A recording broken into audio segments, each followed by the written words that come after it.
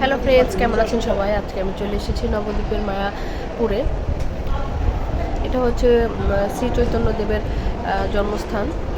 শ্রী চৈতন্যদেবের মন্দির দর্শন করে আমরা চলে এসেছি খাবার খেতে দুপুরে। তো এখানে দেখতেই পাচ্ছেন সবার জন্য আলাদা করে বসার এবং চেয়ার টেবিল রাখা আছে, আগে থেকে সেট করে রাখা আছে, যে যার মতো খাবার আসলে বসে যাবে। তো আমরা চলে এসেছি খাবার নিতে। এটা হচ্ছে ভাত, এটা ডাল, এটা মিক্স সবজি, এটা রুটি, এটা হচ্ছে ডাল, এটা হচ্ছে বেগুনি পকোড়া, এটা হচ্ছে ক্ষীর, পায়েস এটাকে বলে।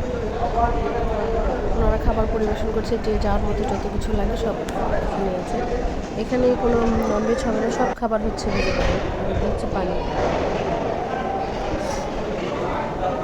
এখন আমি খেতে বসে পড়বো। এটা হচ্ছে ক্ষীর, আমরা যেটা পায়েস বলি। এটা হচ্ছে আপনার ডাল আর পনির। এটা হচ্ছে মিক্স সবজি, এটা রুটি, এটা বেগুনি, সাথে হচ্ছে ভাত।